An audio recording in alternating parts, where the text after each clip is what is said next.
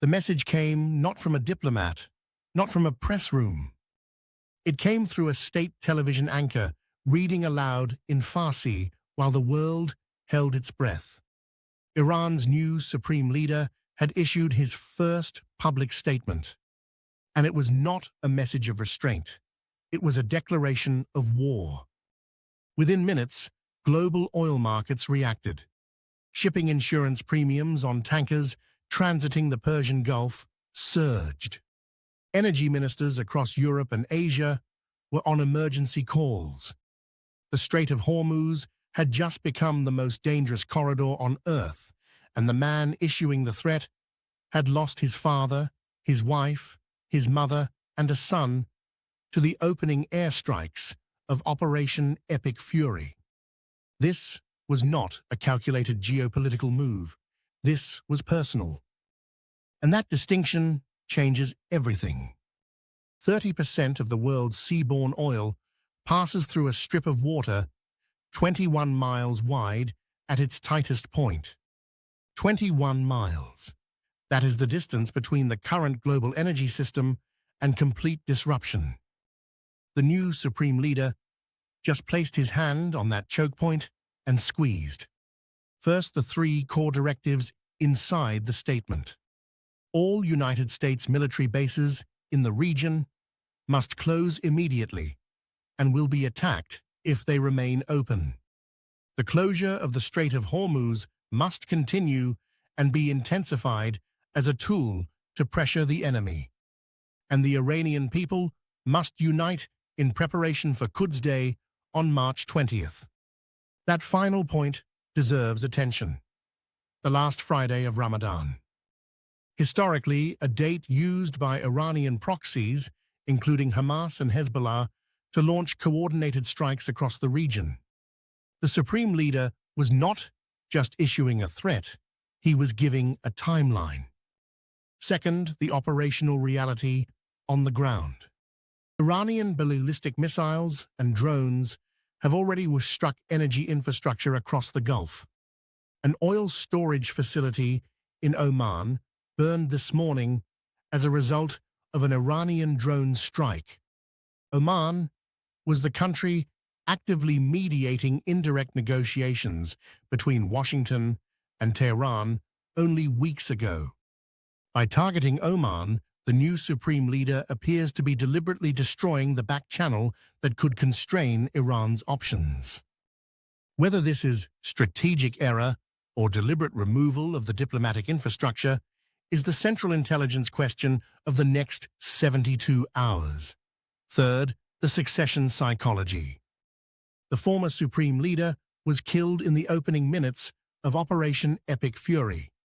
His son, now issuing these statements, was injured in those same strikes, according to an Israeli intelligence official who downplayed reports that the injuries were critical. He has not appeared on camera. He is leading a war from an unknown location, communicating through proxies. The psychological architecture of deterrence assumes rational actors who weigh survival against escalation. That calculus looks different when the man being deterred has already absorbed the worst possible blow. But this is where the picture gets genuinely alarming. Washington anticipated a new leader who might see pragmatic advantage in signaling restraint. Succession in conflict theory can create space for face-saving off-ramps. A new leadership can distance itself from previous provocations without appearing to capitulate personally. Several analysts inside the State Department had reportedly argued this case in the days following the opening strikes. They were wrong.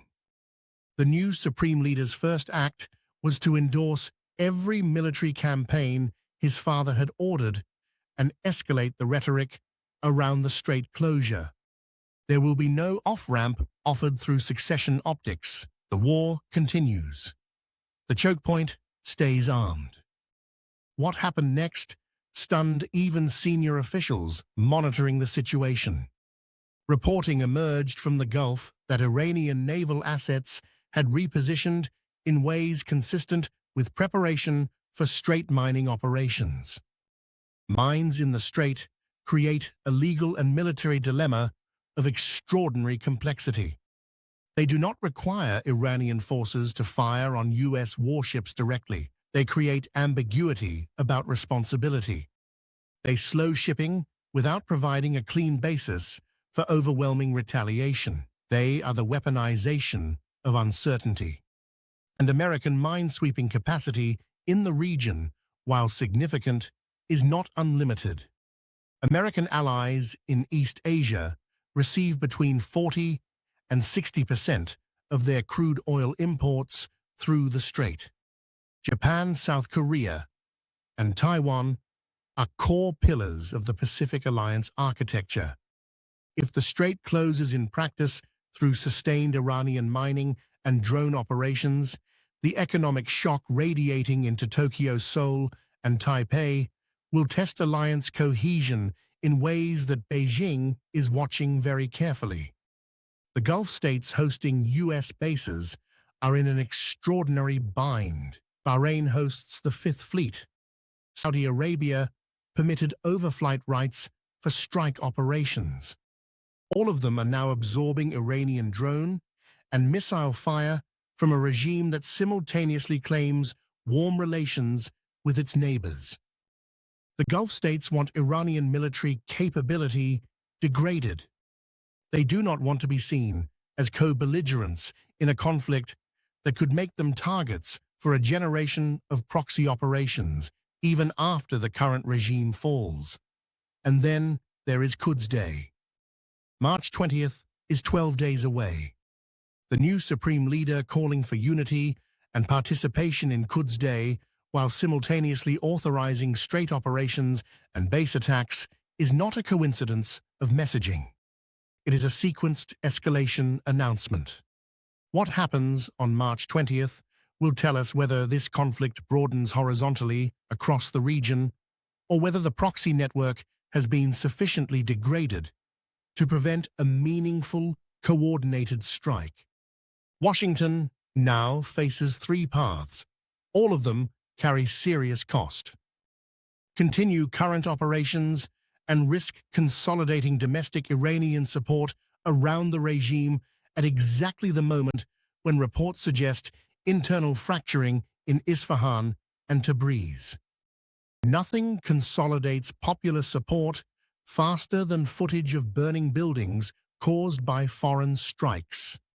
Scale back to create negotiating space and signal to every regional actor that sufficient escalation can modify American military behavior. That signal does not stay contained.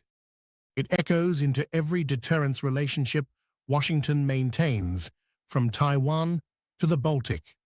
Massively escalate to destroy Iranian naval capacity and risk triggering the proxy activation that Gulf states fear and potentially drawing in actors that have so far remained spectators. There is no clean option.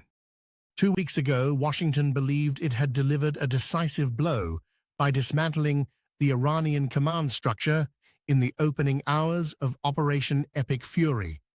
2 weeks later, the Strait of Hormuz is being threatened by a man who inherited his father's war and his father's enemies, and who has made it unmistakably clear that he intends to fight it the same way. The world's energy artery runs through 21 miles of water, and a man the world has barely heard of just put his hand on it.